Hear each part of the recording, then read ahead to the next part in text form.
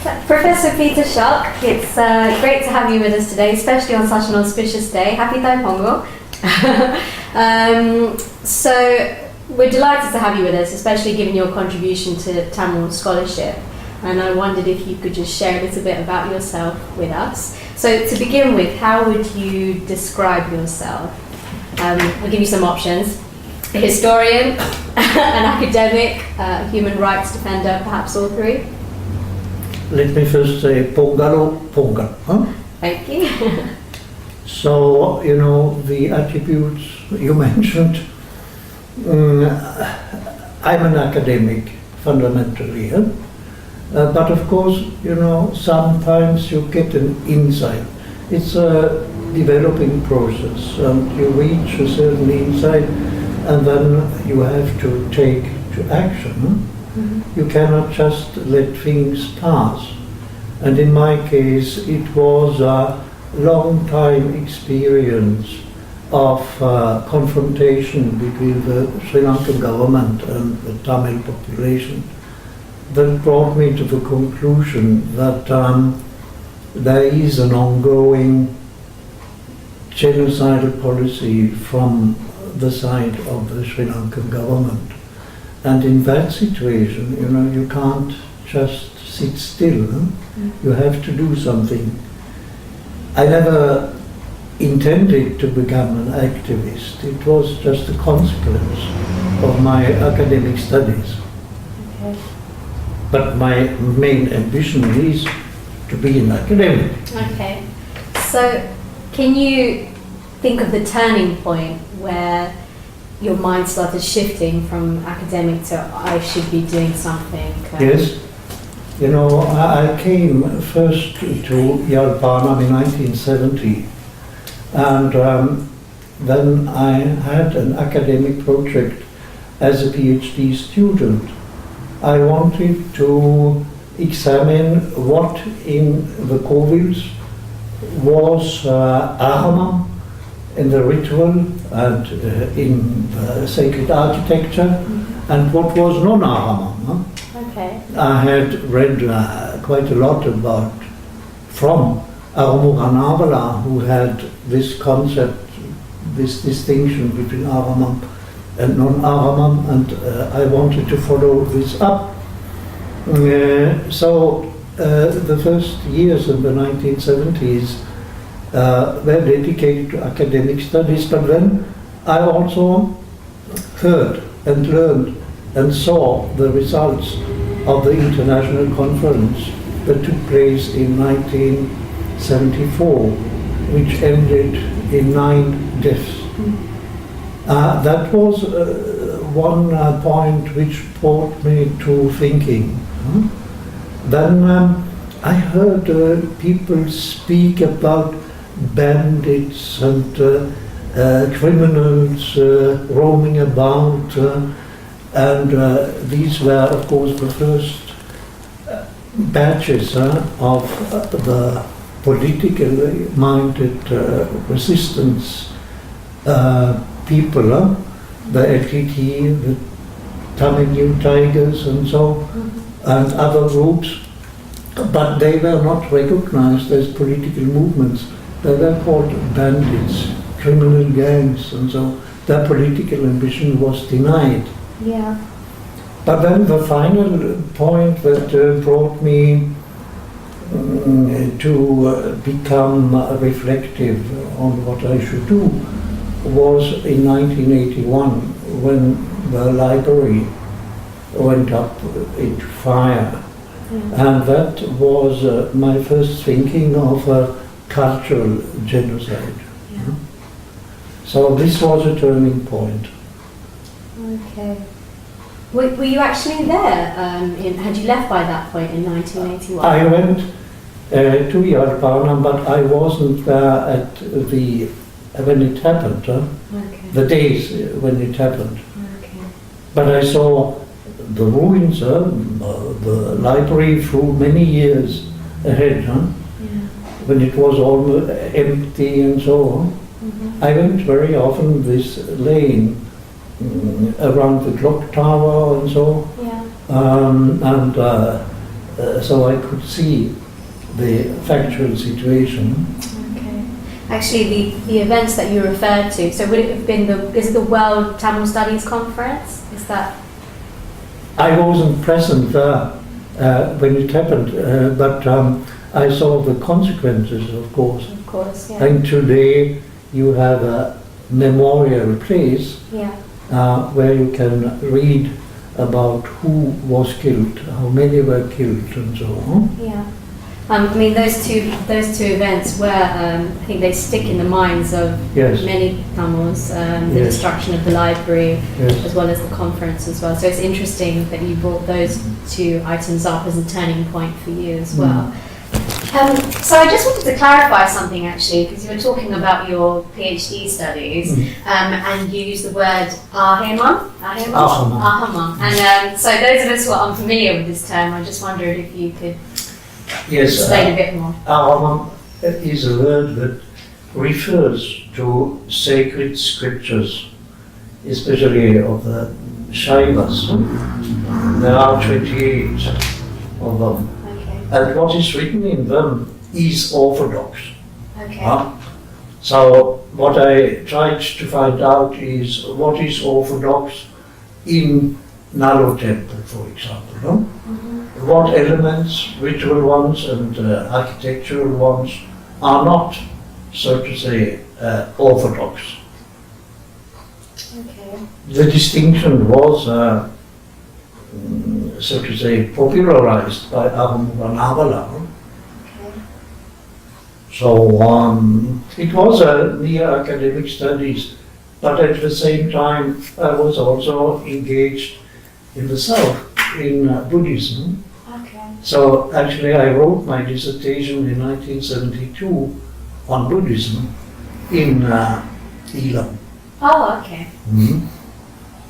Wonderful.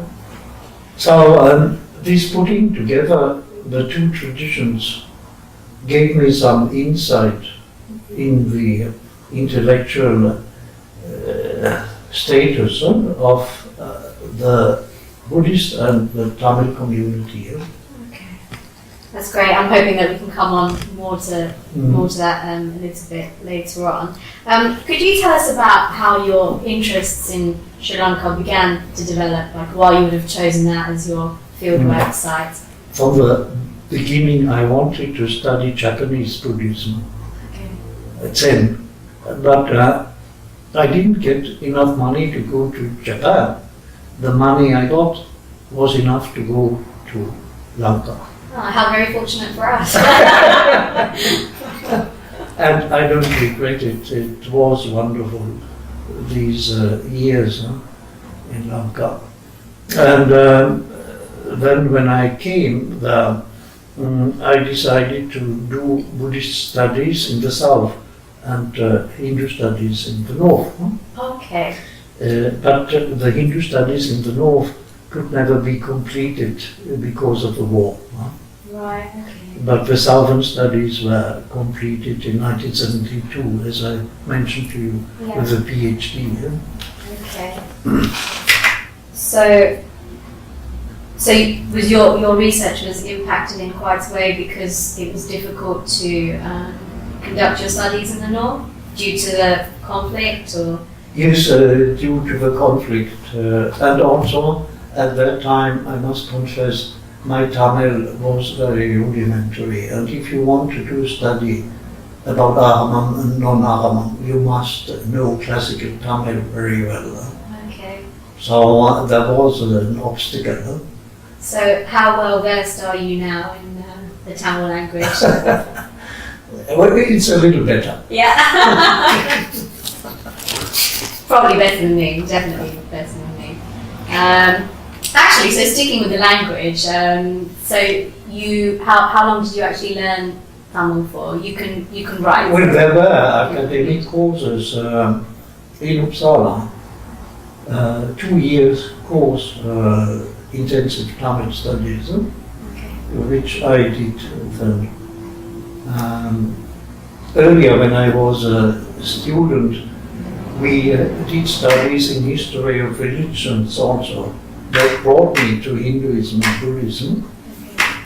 But language is a tool which you must have. Huh? And also Sanskrit, of course, and Pali. Yeah. We need it also for this kind of study. And at least we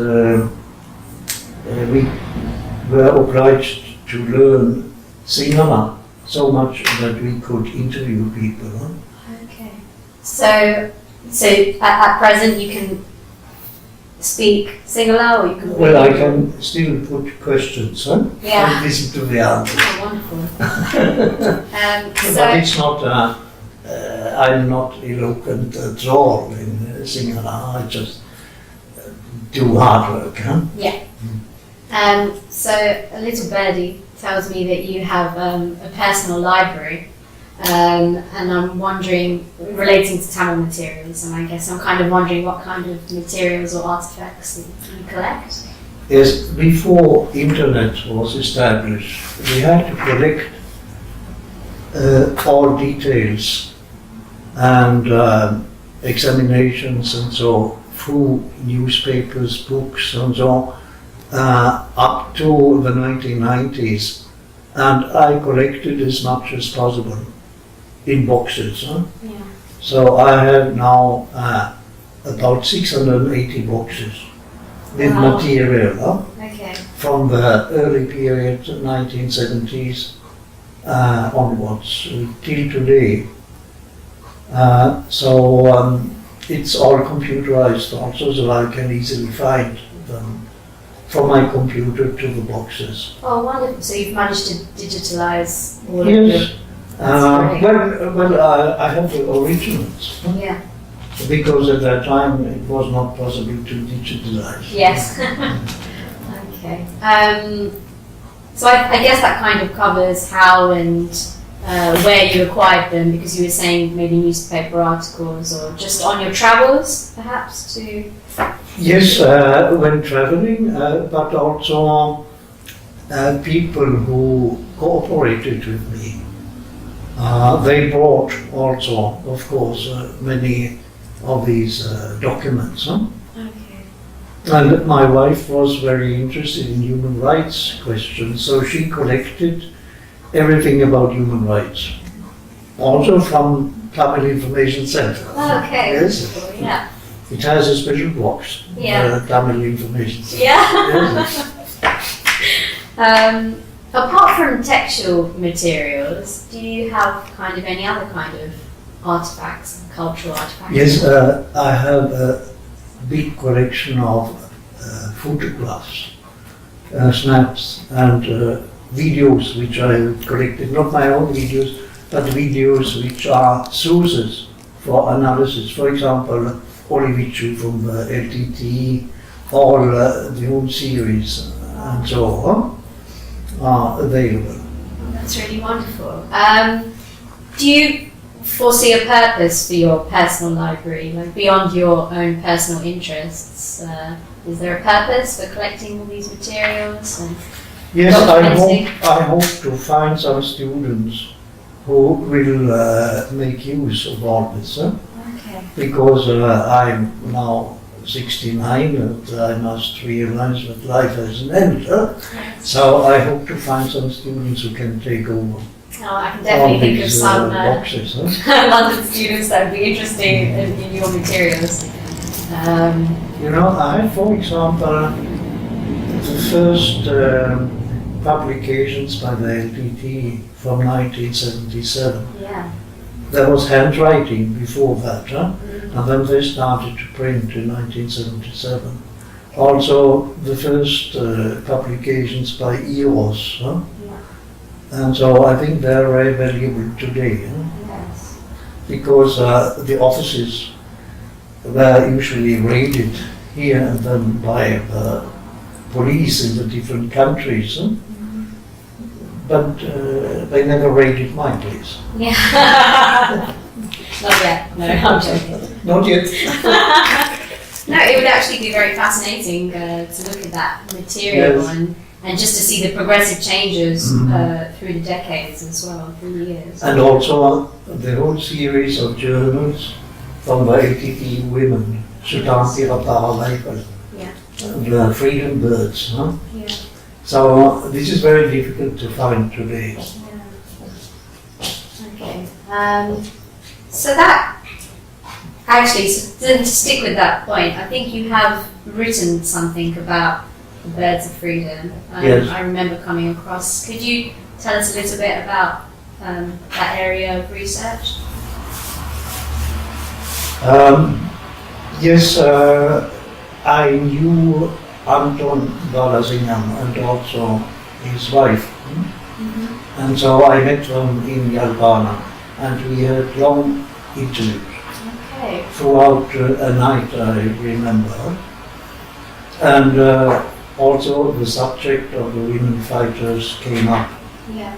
And especially Adel Balasingham informed me. And so I wrote afterwards a long article about the women fighters. I was interested because, in Tamil culture there is a very strict morality about separation between men and women.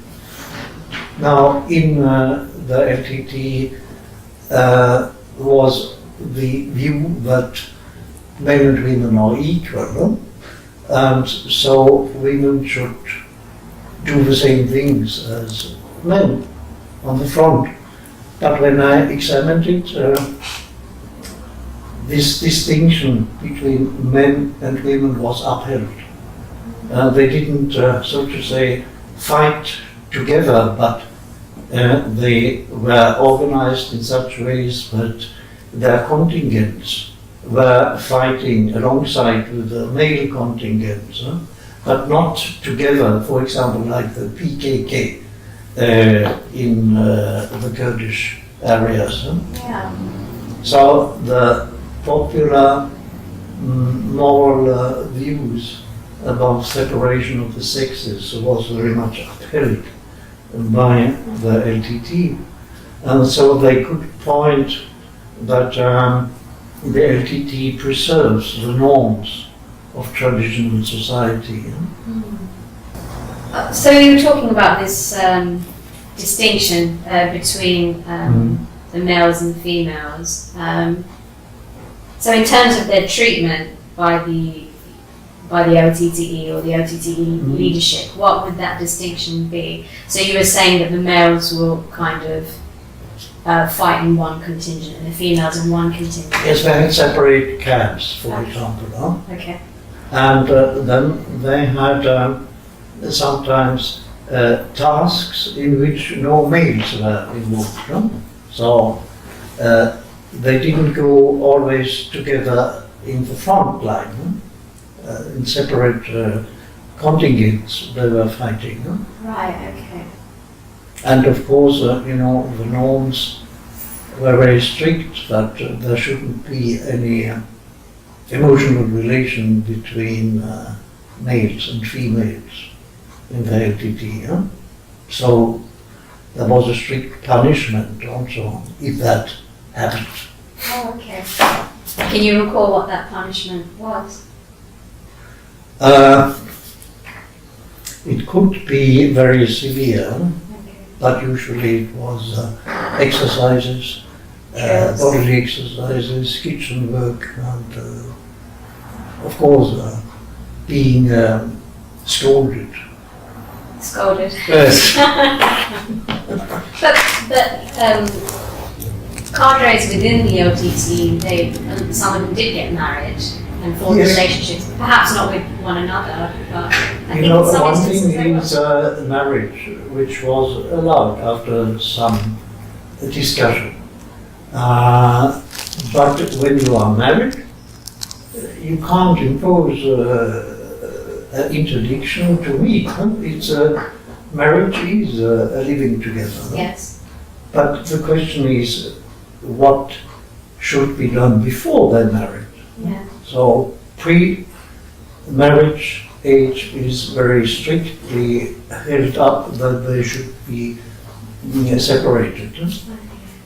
So moving on to some of your other work, then I came across some pieces on Tamil Buddhism, And I think a lot of people, lay people perhaps, they wouldn't necessarily put these two terms together. They're very much opposed in the media and in scholarship as well. So could you just tell us a little bit about your work on Tamil Buddhism? Yes, it started in 1990. Then the University of Uppsala and the University of Jalpana made an agreement of exchange of scholars. And it was signed by the two vice-chancellors. And the first person to come was Professor Albert Velupille. He was the professor of Tamil. He intended to stay for 6 months, but he stayed for 10 years. Wow! Together with his family. And that was a blessing for us, because we could start a project which lasted intensively for 10 years on Tamil Buddhism. Within the area that we know as the Tamil area, there was an old tradition of Tamils being Buddhists. For example, they were engaged also in the work of building the big monasteries like the Abhayagiri Vihara, and later they were converted from their own Shaiva traditions into Buddhists when they came with the Chola invasions. So they settled then in Lanka, and there they became Buddhists. And we have Tamil inscriptions about that. So we have examined all these sources, and the result were 4 books. Not all are here. Oh yes, all are here.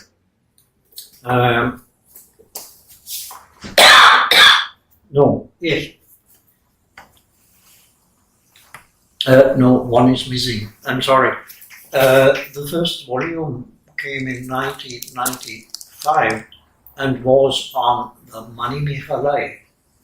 Manimeghalai is a story that is told among Tamils, in Tamil, of course, from about 550 AD, and describes a young woman who goes through intellectual development, passing through many philosophical systems in India and ending up as a Buddhist nun. And we have issued a thick volume about that, coming to the conclusion about the dating of this lady's book, and then also the character of the philosophy, Buddhist philosophy, that is mentioned in that book, written by a poet called Satana. Okay. And following another great work, namely the Silapatikara, which was about 100 years earlier, written by Ilango, another poet. So this was the basis. And then we decided to go further and describe the different periods, the Chola, first the Pallava period, then the Chola period, and then the beginning of the Pandya period, which corresponds roughly to what we know in Lanka as the early Anuradhapura period, the middle one, and the late one. So we separated South India from Elam, from Lanka, because the development was quite different in both countries. And so the result was that we have volume 1, which is about the Pallava period, and volume 2, which is about the Chola period. And then, only 2 years ago, we decided to write also about the modern period, And that is volume 3, which is, yes, here, which is here. And we also took up discussions about what we had written earlier. We got criticism and we took up this criticism, and it is here. We were very much criticized because we classified this Buddha image as being an image which belongs to the Dravidian area. You could say also Tamil area. It is the Buddha image from Valipuram in the north. It doesn't exist anymore in the country. It is now in Thailand. Yes. Oh, I think I did. I read that Yes. when I was going through it. Yeah. But scholars belonging to the Sinhala part, they called us liars and so on. But we are firm in our conviction about the result of the study that there was a Buddhism transmitted in Tamil for centuries.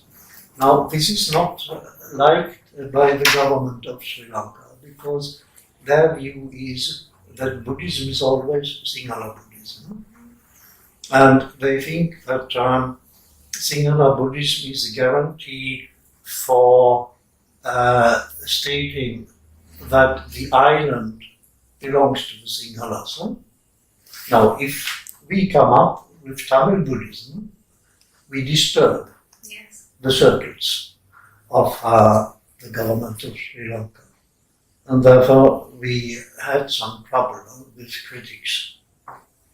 But of course, all these books are published not in pamphlets, political pamphlets, but in a series, academic series, called Acta Universitatis Upsaliensis.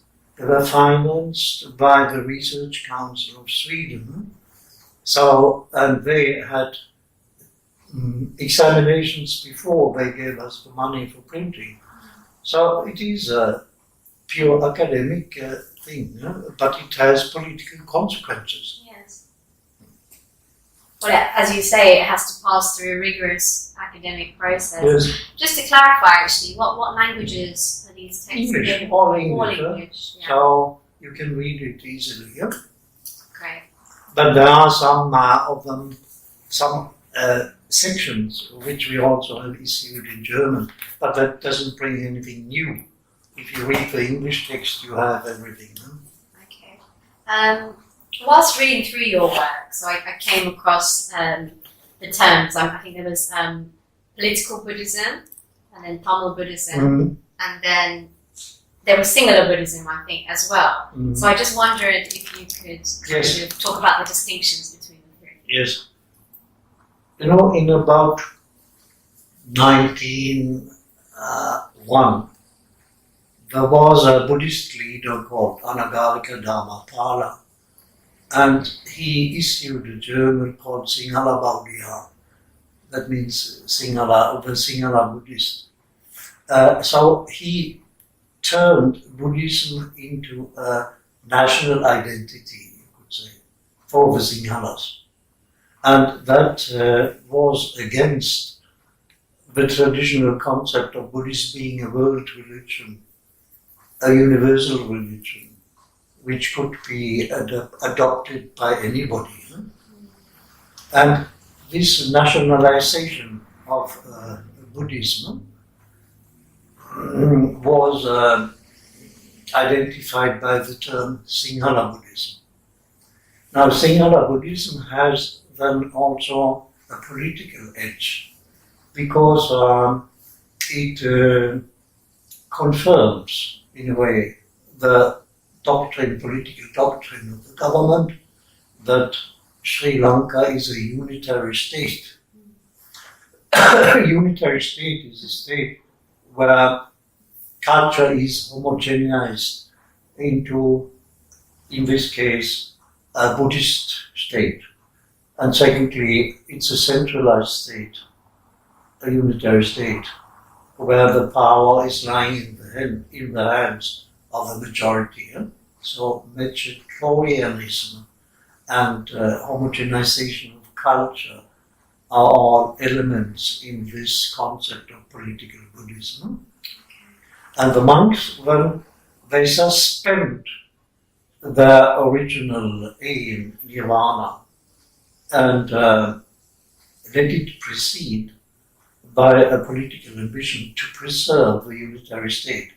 And for that, they go backwards to the document called Mahavamsa.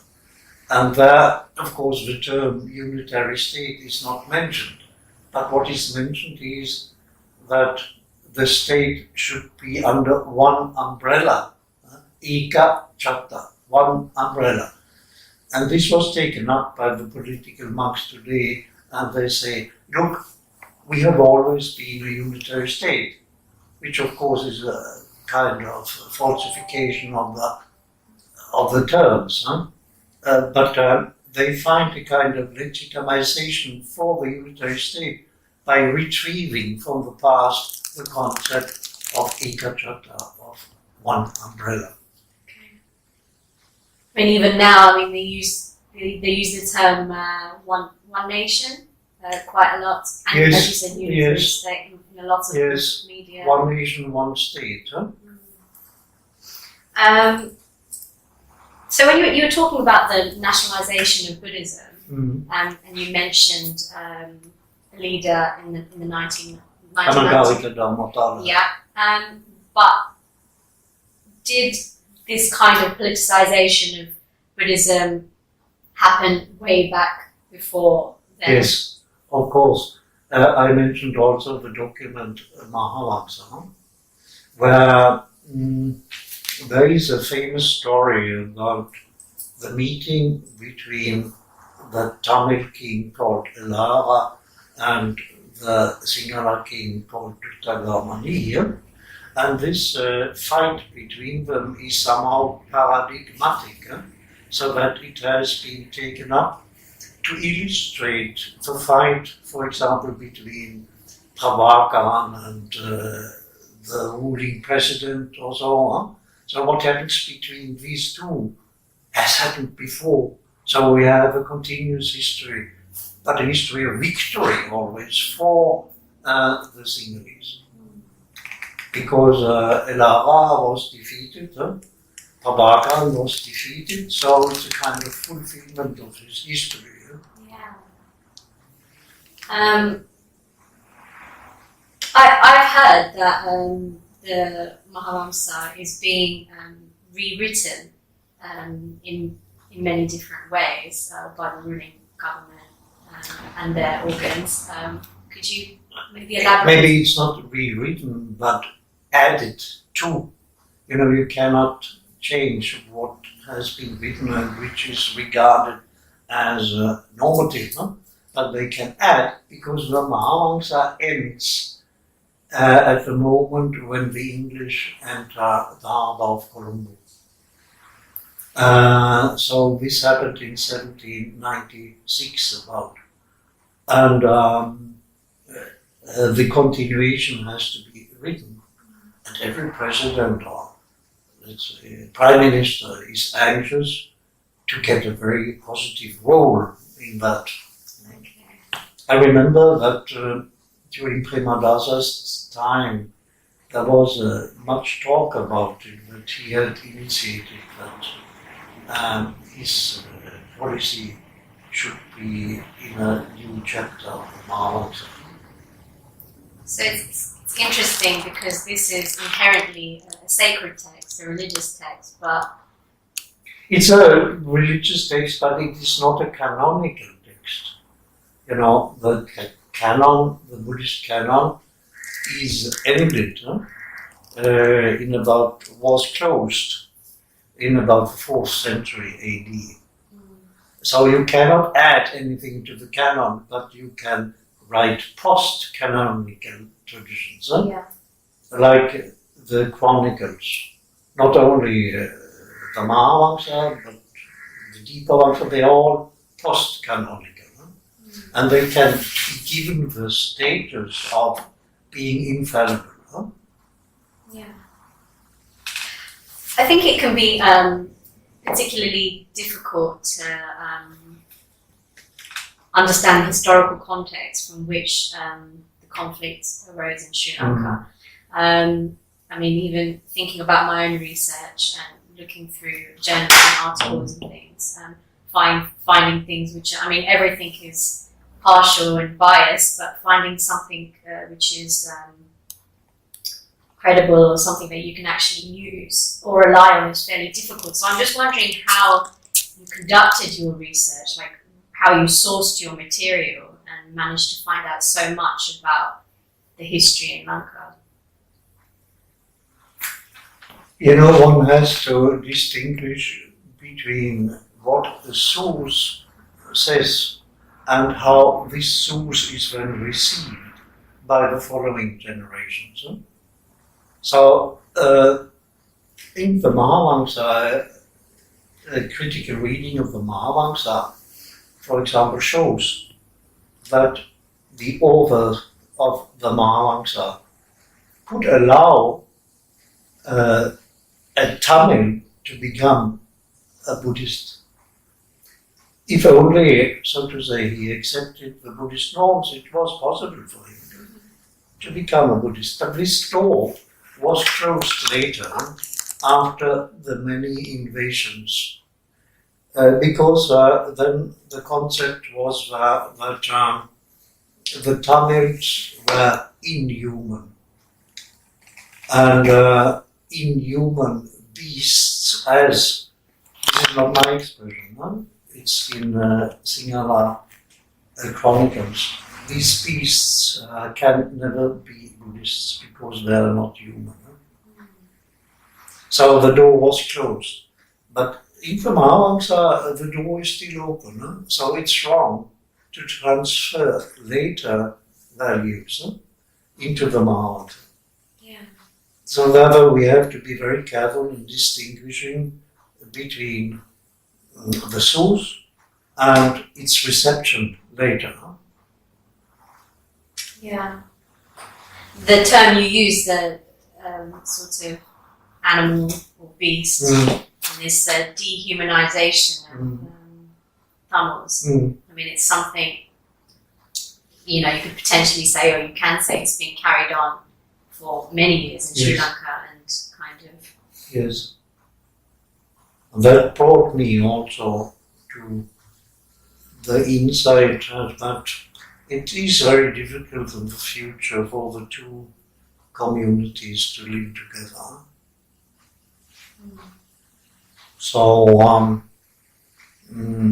I realized that this solution of having two states, Tamil Eelam and Sri Lanka, would be a peaceful solution.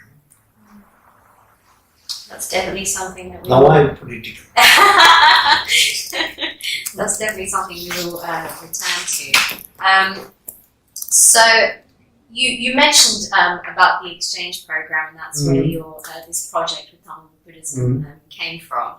And you were saying that scholars were moving between the two sides. But I just wondered, like, were there any sort of younger students that were able to move between Sweden and England?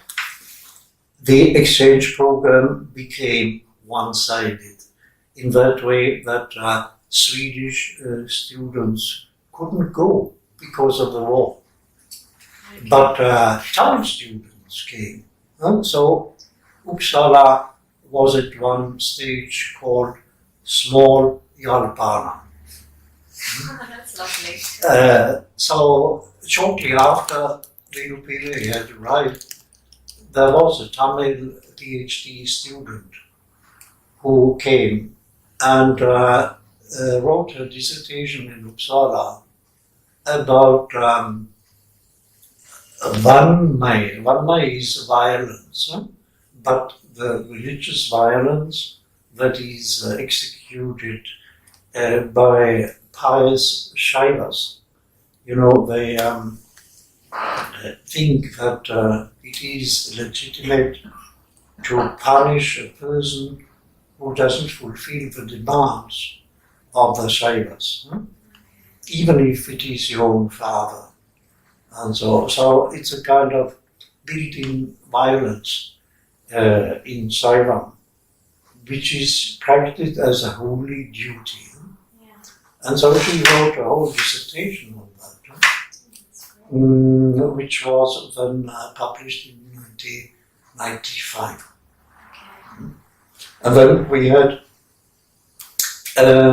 young scholars who later, when they returned to Iran, became senior lecturers or even professors, because they then showed their publications which they had made in Uppsala. Okay. So it was a very intensive period. But due to the war, now it is impossible, that, let's say, a professor or a young scholar comes to Uppsala because they wouldn't get permission to do so. Are there any links at present between the two universities? Well, the contract still exists, but it is not activated. It's sleeping. Yes. I hope it will soon wake up. Yes, so do I. That would be wonderful.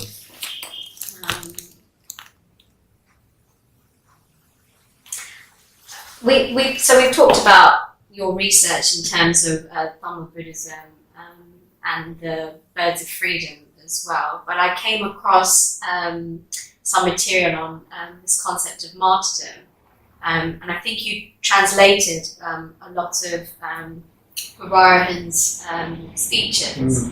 I think you received some funding for that project as well. I remember reading. Actually, what was the agenda, or what was the rationale for translating those speeches? Alongside with the project on Tamil Buddhism, I had a personal project on the martyrdom of the LTT, the concept of martyrdom. The LTT uses sometimes English and talks about martyrs, but when they speak Tamil, they call it Mavira or Tiari. They have their own setup of terms. And I was interested to examine these concepts of martyrdom comparatively with, for example, Christian martyrdom or the martyrdom in the PKK and other so-called liberation movements.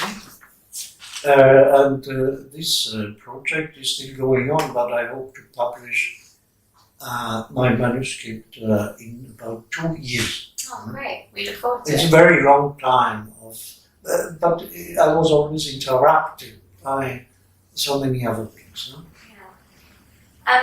So actually, you've conducted research also on the PKK. Yes, comparatively, but also on the kamikaze soldiers of Japan. Everywhere where you could find the concept of suicide. When you use your body as weapon. Uir ayudam in Tamil. And this interested me a lot. The most interesting point of the whole thing is that usually martyrs belong to a religious concept. But in the LTT, they have eliminated, the religious concept about martyrs. LTT martyr is not coming to heaven. He doesn't visit 72 virgins in heaven. So he doesn't believe in being reborn and personal rebirth. So the whole conceptualization, religious conceptualization about martyrs is missing in the LTT. He is a secular martyr. So the concept of secular martyr is established by the LTT. The PKK also belongs to that, but it is the LTT which has the most visible profile about that. Why do you think the LTTE has such a visible profile and in relation to suicide bombing? The LTTE has decided, even in other parts of its organization, to suspend religion. And there is then different ways to explain this. But one evident explanation is that religion is avoided to prevent dissension, religious dissension. The LTTE also avoids the caste classification and many other things, class distinctions also, and everything that has to do with conflict is avoided, and religion was such a conflict-creating factor. You have Shaivas, you have Vainavas, you have Veerashaivas, you have Catholics, you have Protestants, and they all think that they are the only owners of the truth, final truth, and that creates dissension. There are other organizations like that, also military organizations, the army of voluntaries in the French state organizations. They also are not allowed, so to say, to mark themselves out with a religious background, just to avoid conflict. But that doesn't mean that the members itself are requested to abandon their beliefs. The LTT has two sectors. One is called Puliyakam and the other is called Makaliyakam. And as long as you are in the Puliyakam, you have suspended your religion. But when you then take holiday and go home to your village, then you belong to the Makaliyakam. And then you can fully express your religion. So it's not an atheist. It's not an atheist teaching from the LTT side. It's a kind of administrative convenience, you could say, to suspend religion. I learned, that some young fighters, before they went to battle, they could go, for example, to a Catholic priest and talk with him during half the night about what would happen to them. So they preserved, so to say, their private life, their religious tradition. But in public, the LTT did not mark out the graves, for example, in a religious way. When you go to a cemetery here, you see on the stones a cross, or you see the Jewish symbol, something like that, to mark out that these people belong to a certain religious tradition. All this is avoided by the LTT. On those tombstones, the LTTE ones, what was the signifier or the mark to establish that they were LTTE cadres? Right? Was there? I know obviously now the cemeteries have been destroyed in Sri Lanka, but what were do you recall any of the identifying features on the actual? The LTT published only the movement name. That is Yakapia, and then the personal name, the date of birth and the date of death. And that was it. They didn't even indicate that it was a woman, but that you can see from the name, of course. But everything that could point at something extra deviating from the norm was left out. Were the colours of red and yellow used on the tombstones? Not on the stones, but during the funeral ritual, they came also with purikoti and so on. But these were not religious symbols, these were political symbols. But then just to talk a little bit about this connection between the LTTE and temples or korils in the north and the east. I mean, some people would argue that, you know, in terms of their propaganda, it did seep into cultural practices and religion and dance, such as Bharatanatyam. Did you experience any of that, or have you come across Yes, that? of course. You know, I introduced here this distinction between Puri Iyakam and Makali Iyakam. Yes. And what concerns the Makali Iyakam, they were completely free to follow their religious traditions. But when it came to the Puri Iyakam, they eliminated all religious expressions. So therefore you could find within the area under control of the LTT all churches, korils living, flourishing even. You were present, or you were around for the time of the founding of Yalpan University, not the inauguration, but at the time when it was established, if you like. And I just wondered if you could if you can recall or describe the scenes in Jaffna around that time, for someone who perhaps has never visited. That is in the 1970s. It was founded also in 1974. Yeah. I was not present at that date, but it resulted, of course, in rising of the research in Yalpan and the establishment of institutional research and appointing of professors and lecturers, and that made it possible for us, and that was finally in 1989 to establish an exchange program with that university. But of course it was very much from the beginning specialized on medical studies, where they had really in-depth organizations. So humanities, like in so many other universities, even in the West, were secondary.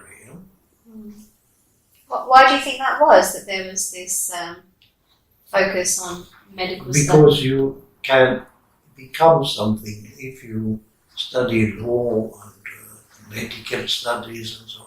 If you become a professor of Tamil, you are very much dependent on the goodwill of different research councils and so on, of friends in the world. It doesn't pay much. Yeah. So I, in vain, looked for students who wanted, who were offered even a place in Uppsala to study Tamil, because we needed students who had Tamil as mother tongue, and we were prepared to support this person up to the PhD. We couldn't find anybody. All wanted to be in computer science, law studies, and things which pay. I understand that a community, in minority community of sufferers, they must somehow do efforts to become independent of the perpetrators. We can see this also in the Jewish tradition, that they created elites, which was a necessity, of course, for survival. Yeah, it's perhaps a reflection of the discriminatory practices which were well underway in Sri Lanka Yes. around that time. You know, in 1972, you had this ordination about limiting the access for Tamil students to higher studies. So the Tamil students had to be better, much better than the Sinhala fellows. So, I mean, aside from establishing a university and a research tradition, the significance of Yalpanan University really, how can I put it? There is so much more weight given to it because of around that time and the discrimination against the Tamil populace. Yes. So I guess what I'm trying to say is that it had much more meaning than just... Yes. It was a real push forward to create an independent elite. I would say so, and we tried later also to help the university in Matakala. And we had already a manuscript ready for exchange with that university. But then things happened. The war took over. The Vice-Chancellor at that time, he had to leave his post. And so this project failed. Otherwise we would have an exchange program also. Yeah. I'm just thinking about this term, elites, or this sort of elitism. And I'm thinking about the peoples who may have been excluded, perhaps in terms of caste or even just finance. Or did your experience in Yalpanan, you spent time with people across different stratas? Yes, I lived usually in families. I didn't live in hotels. So I got some insight in different economic classes. And that was a very good experience. But you know, even in the lower classes, there was this ambition to promote the children to extra studies. They came home from school and then they were asked to do extra studies. So their childhood was somehow related to studies always, not so much to playing. I think that tradition has followed through into the Yes. diaspora. Yes. Very much so. What kind of impact do you think that has? Do you think there's too much of a focus on the studies and not enough on childhood and playing? Just your I personal think opinion. it's to say, yeah. I mean, there's perhaps very good reasons for that, and maybe it does originate from what happened many years ago. Yes. So I wanted to focus on something in particular in your work. I noticed that you use the letter I in Ilam or Tamil Ilam, whereas a double E is normally used or used more copiously in Tamil-centered materials. So I'm just wondering if you could talk about that disparity. Yes. It's a very interesting subject, but also a difficult subject to talk about. I shall make it easy. Now I write like this.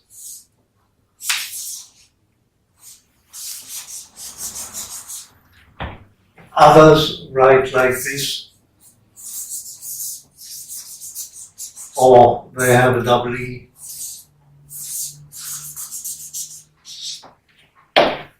You can have two different ambitions. One ambition is to adopt Tamil when you transliterate, when you romanize it, to the existing language in which you live.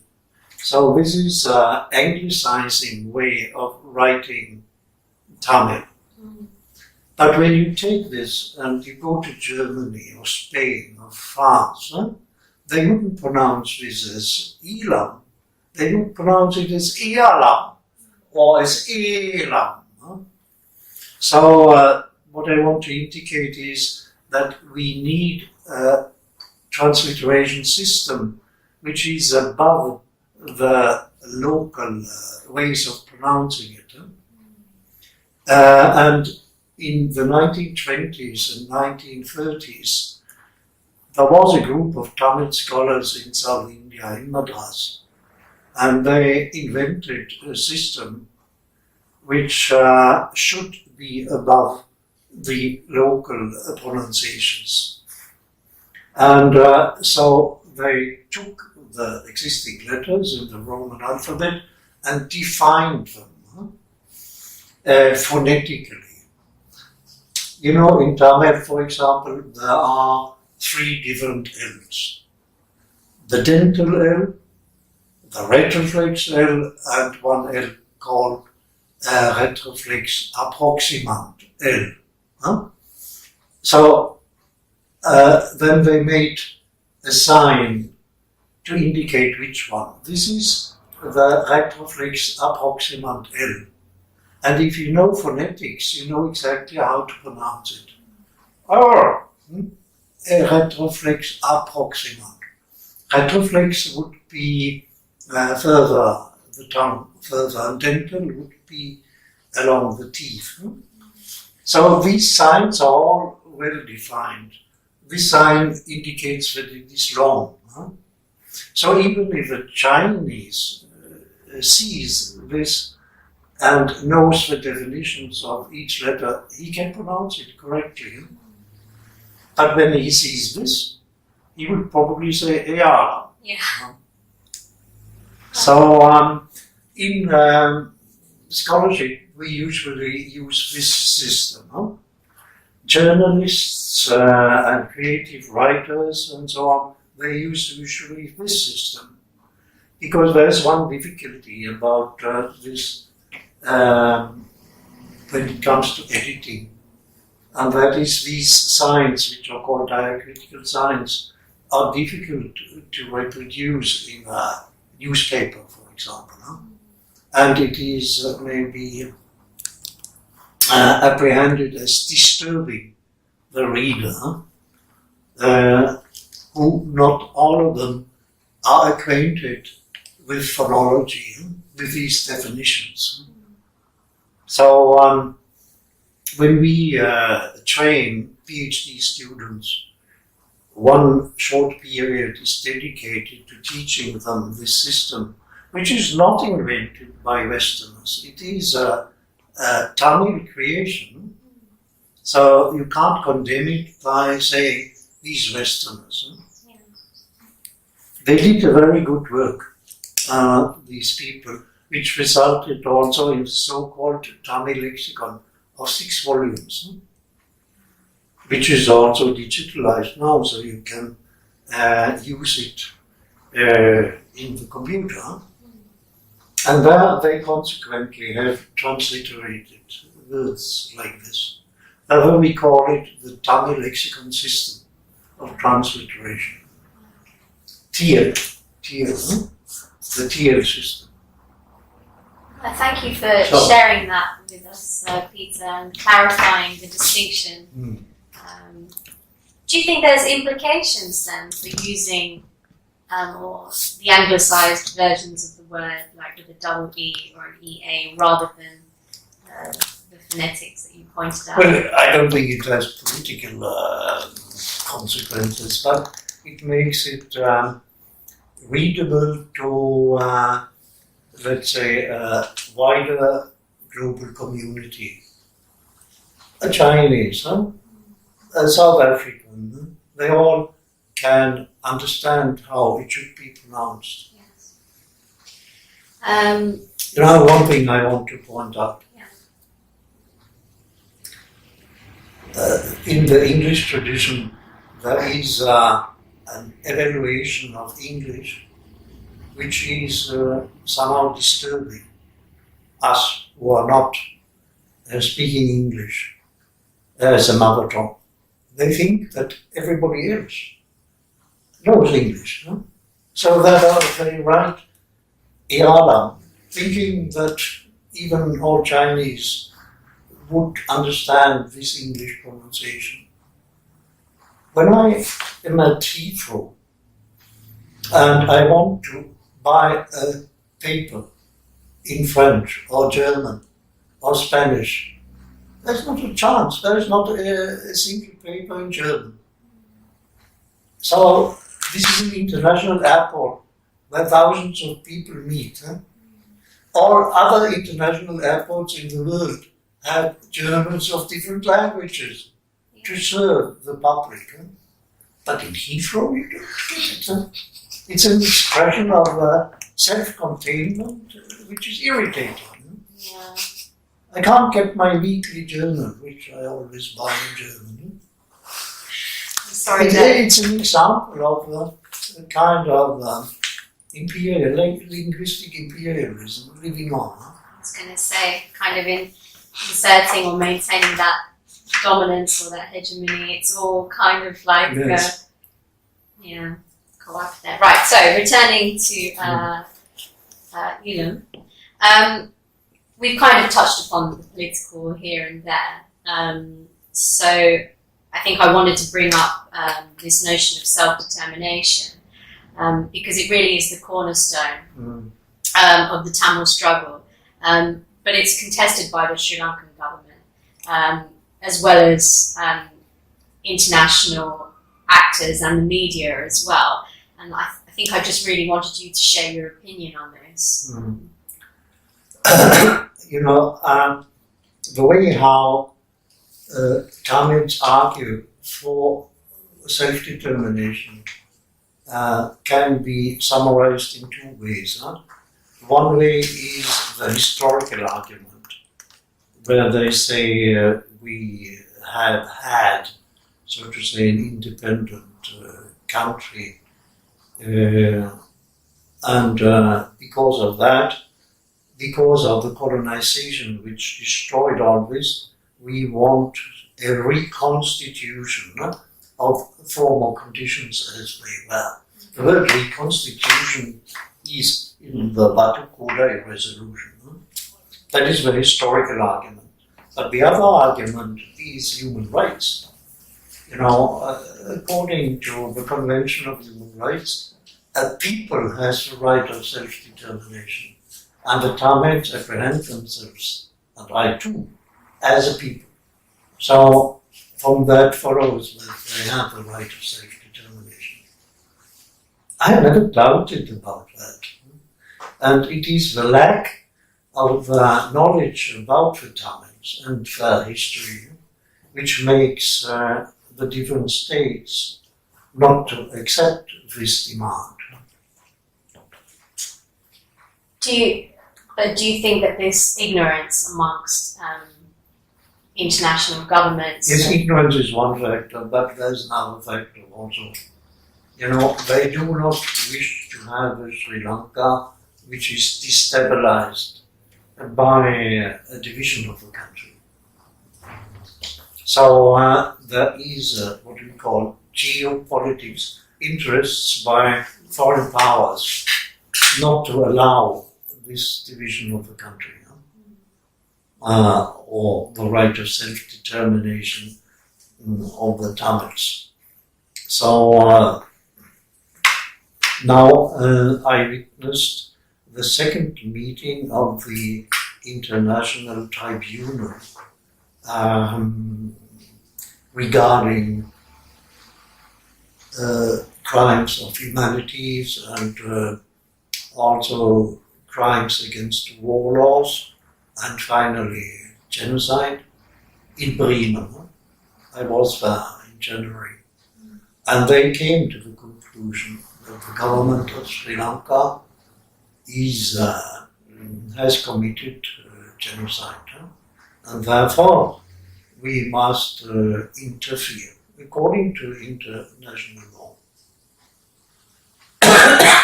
So I'm following that line. I have followed the argumentation, and I think it is good. And also, there's also a moral argument. If you look at the Jews after the persecution through the German Nazis, they could argue for, as compensation for what they suffered, they should get a free state called Israel in 1948. And so also the Tamils, because of the persecution they have suffered, they could get a restoration, so to say, restorative justice, and get a state where they can live in peace. That reminds me, I have also published a famous book which is not written by me, but is only professed by me. It is called in English Massacres on Tamils, but the German version, which I have translated, it is called Lest We Forget, if I translate it back into English. And it contains the history of massacres from the 1950s onwards, which still is a short perspective, but it is longer than the present efforts to just concentrate on the last month of 2009. I found this not acceptable because they lose the historical dimension. And when you're losing this, you can always say, well, it just happened a few months. There were some soldiers who got crazy and so on. And then you find always an excuse. But when you have this longer perspective, you see a structure, and therefore we say structural genocide. And this should be realized by just reading. Everybody has a responsibility to inform himself. Yes. And this is available online or? No, this is available in a German, by a German publisher, but you should read the English version. The English version has is not so good as the German version, because in the English version is missing the atrocities by the IPKF. The English version was published in India, and the publisher didn't dare to take in the atrocities by the IPKF. So just to clarify, that's the This Indian peacekeeping force Yes. who were in the north during the 80s? 87 to 89. Yeah, thank you for sharing that with us, and also talking about the longitudinal nature of genocide and Yes. the fact that it is very much structural. I Yes. think that's an important Yes. point to focus on. And so this kind of leads us to our final question for today, and you've kind of hinted on this already. But in the post-war environment, many Tamils, homeland and diasporic, they believe that a separate state is the only viable option for a dignified life in Sri Lanka. And I'm wondering how far you would agree with this and your reasons for this. Well, it follows from what I have said that I agree with it. Because, I have done these studies in Sinhala culture, and I have seen that, especially from the last 100 years, it's very difficult to reform the Sinhala minds, to get them even to recognize mistakes. The president says not a single civilian has been killed. If a responsible person says so, everybody else in his subordination can say like this. To deny crimes happened also, especially after World War II. The Germans also denied everything for a very long time. The Japanese still deny everything they did in China. And also the Armenians, killing of Armenians is denied by Turkey. So we have a group of deniers. And these are completely irresponsible. And in Lanka, I can see that we cannot reform them. We cannot bring them to a recognition of their own atrocities. And therefore, I think it is best to have a separation of the two. like in a marriage, when two people fight all the time, it's better for both to separate. Huh? Thank you, Peter. It's been really wonderful having you share your thoughts with us today. And actually, just before you go though, because I noticed that you use the term Lanka sometimes rather than Sri Lanka, and I wondered whether you could just... That is a personal thing which has nothing to do with academics. I think when Lanka deserves to be called Sri, I will take it up. Thank you very much, Peter. Thank you for your very well prepared questions. Had a wonderful time. I really enjoyed that. This Sri Lanka, the Sri is an opposite term. That is one of the reasons why the people, the Tamils reject that term. But what do you mean by oppressive violence? Opposite in the sense because during the 1983 violence, they even stamped Sri Yes. on the They used it. Yes. On the where? On the... They burnt. On people? They used Sri. And tar, they mixed it with tar. And then put it on the back of the people.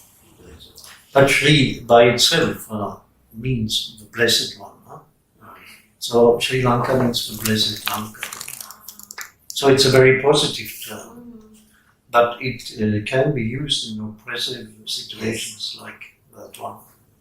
Because when I was reading, I can't remember what it was that I was reading, but it said that Sri was very much, they put it in this kind of dichotomy, whereas Sri is Buddhist and Lanka is island, like it was a Buddhist or singular term, and then Lanka is island, and that's what I read, and that's what I wondered. I don't know if there's any truth in that, but yeah.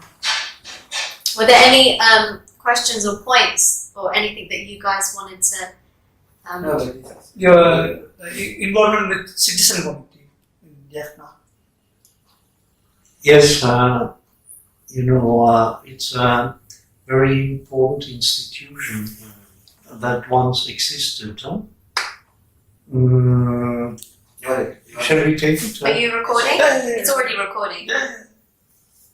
It was in 1990 that I was invited in Yalpana to go to the Citizens Committee.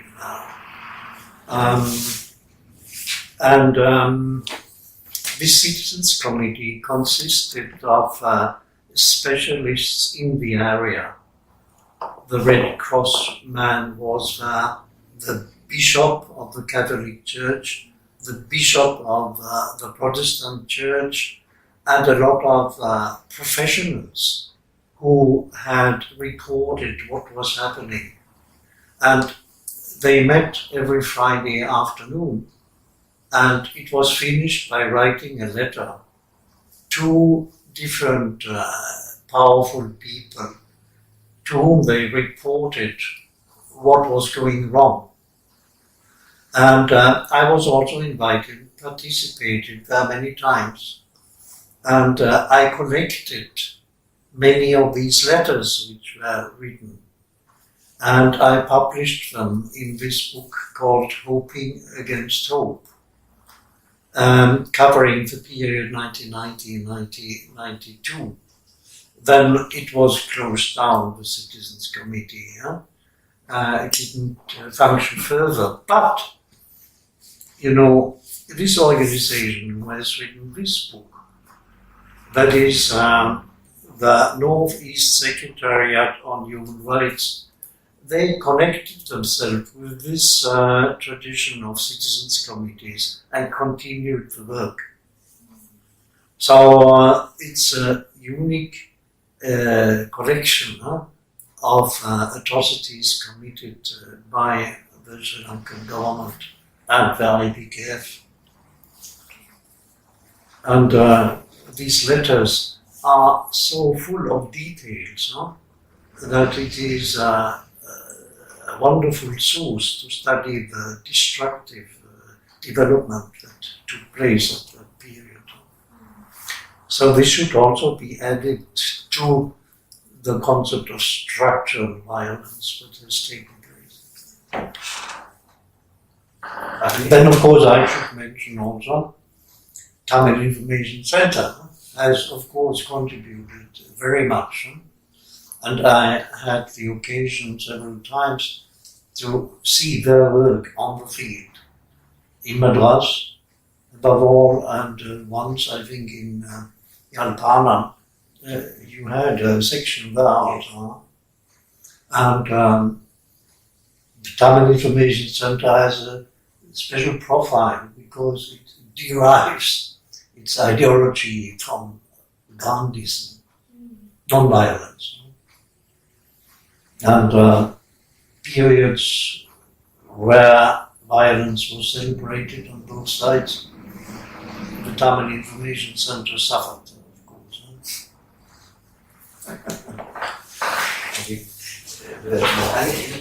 These two last two. Did you want me to pose the question? Yeah, if you in a voice cut. Yeah. So The last two, the System Committee, the Tamil Information Center is connection. The voice cut then you can connect. yeah, I can just say something now, Yeah, right? yeah. So what was the first Tamil No, citizen committees. Citizen Yeah. Committee? Yeah. So I'm thinking what to ask. Was that what year? Can you say something about citizen? 1990 to 92. 1992. I'm just trying to think how to pose the question. Will you like how you post it for Jaffna Library, like Jaffna University, Yeah, or something similar to along that? those lines. Yeah. So I could say. Trying to think, because what would I say? Like I've heard of this, or I came across this, or could you just Citizen Committees. Committee Yes. with an S on the end? Citizens Committee. No? Citizens Committee. Ah. Yes. Here you have it written. Huh? He has done a publication, so you can relate it to the publication. Oh, okay. So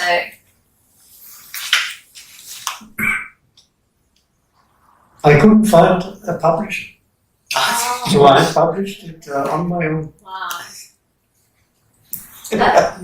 Peter, I came across one of your publications, Hoping Against Hope, and I just wondered if you could expand on this a little bit more in relation to Citizens Committee. Committees with an S on the end. Just do it again.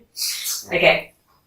Peter, I came across one of your publications, Hoping Against Hope, and I wondered if you could expand a little bit on this. I don't know how to phrase this, it keeps coming out wrong.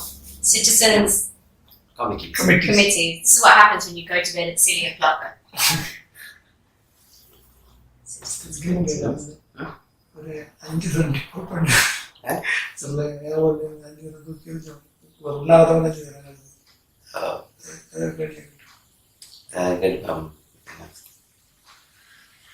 Peter, I came across one of your publications, Hoping Against Hope, and I just wondered if you could talk to us a little bit about citizens' committees. Yes, I can. The Citizens Committee was dispersed in many cities, but in Yalpana there was a district, so to say, Citizens Committee, consisting of professionals from the area. The chief librarian, the Red Cross, all kinds of professionals, medical professionals. The chairman was the bishop, Catholic bishop, called Teohu Pillai, and the Protestant bishop also came on Friday afternoons, and the whole work resulted in writing a letter to powerful persons, and I collected these letters. So more than 60 are in this book, Hoping Against Hope. And these letters are small jewels of research. Many details of atrocities by the Sri Lankan government and by the IPKF also are collected here. So it's really professional work by professionals. Huh? So this should then be added to what we have called here earlier structural violence. And then this organization was closed down, but its continuation is the Northeast Secretariat on Human Rights, who has written the book in English called Massacres on Tamils. So there is a solid research tradition on these things. And we have no excuse, to deny all this or pretend that we do not know and so on. There is no excuse. Who do you think the onus lies with? Who do you think the onus lies with in terms of pushing forward the agenda for the oppressed peoples in Sri Lanka? Like, who should be driving the struggle? We have the we we are all responsible for that, especially in the diaspora. But I do not want to point out single politicians in that country, because they may get into trouble. Yes. That is part of the consequences of which we have talked about. Violence is structural, and it will hit the people if I name them.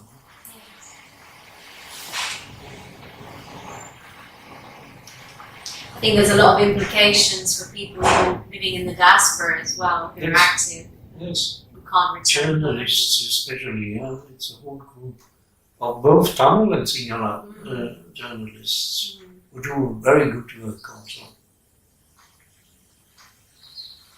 I think one thing that we didn't really speak much of, perhaps, is another community in Sri Lanka. But when we're talking about the Muslims, in particular, Tamil Muslims or from any ethnicity. I mean, have you done any work in that kind Well, of others have done very good work on it. I cannot do everything, but I profit from their works. And there is also a long tradition of persecution of the Muslims. In 1915, there was a very big riot against the Muslims because they used,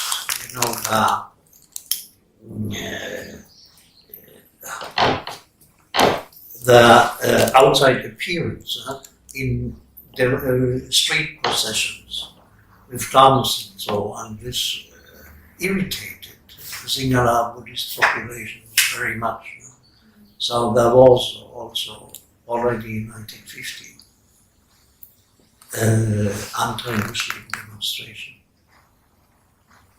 I think we spoke about this together. We were talking about just in general the whole anti anything that isn't Buddhist sentiment in Sri Lanka, Christians and Muslims, and we thought that it was perhaps too much to delve into today because we had some other questions. So if we get to see you again, we could pose some. Remember, there was those other questions, wasn't there, as well? Yes, Factual. you should take up the fate of the burghers and the Vedas also. So we should prepare for those kind of. Yes. No, so we thought, we break it down into small scenes. Yeah, so it's not too intense. Yes. Which I think is Also- quite also- nice. Hour and a half, roundabouts. Yeah, but another aspect about the last thing about What was the last one? the Camera Information Center. Just pause. Oh yeah, because Peter's already spoken about it, and then Let's say, how did you come across Camera Information Center? okay. Peter, could you tell us how you came across Tamil Information Centre? Yes, when I was in Madras and also in Yalpanan, I met the officers of this Tamil Information Center, and they introduced me in the problems of the Tamils. They were all oriented towards human rights, but in a special way they always signaled that they wouldn't appreciate counter violence to the violence. And the history of the Tamil Information Center is to be a branch of Gandhian.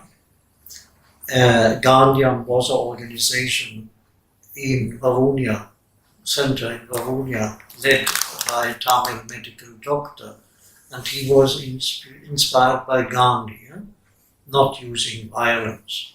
And this doctor was killed in prison, and then Gandhian stopped; it couldn't work anymore. But you see the outcome, the followers, the twigs on the stem of a Gandhian tradition. Thank you. And about your family, are they supporting to your work on the struggle? I hope so. But these are independent individuals, and they've never argued against me. But they find it also difficult to support me directly. Are they coming with you? Tamil? They have been with me during the 70s and 80s on many travels, so they know the country. My daughter, oldest daughter, she was born in 71.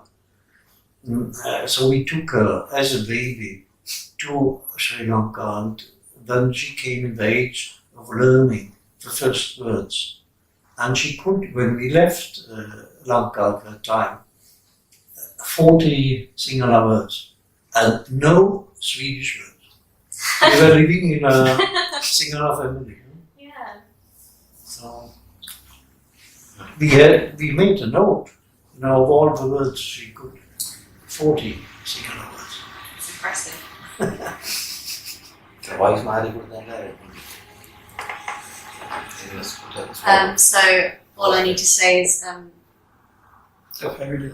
yeah, so you said are your family supportive of so Peter, are your family supportive of your research? They don't go against me.